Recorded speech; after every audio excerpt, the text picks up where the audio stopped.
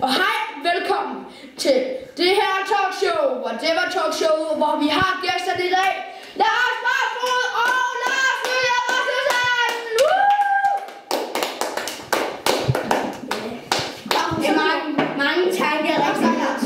Mange tak, jeg er rigtig glad for at være her. Ja, det er jeg. Nu er I jo i ministerrokeret. Hvad synes I egentlig om det?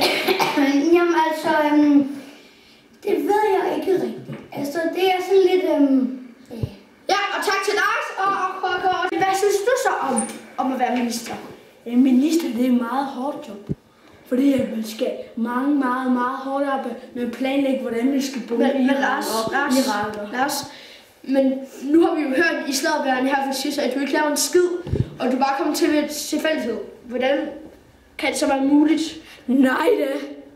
Er du sindssyg? Hvad laver du for eksempel så? Jamen for helvede. Er der ingen af jer, der kan se, man, at jeg faktisk godt har privatliv? Jeg har også frihed. Jamen vi siger, at vi Jeg har også andet. Men jeg ved godt, det er rigtig hårdt at bombe andre lande. I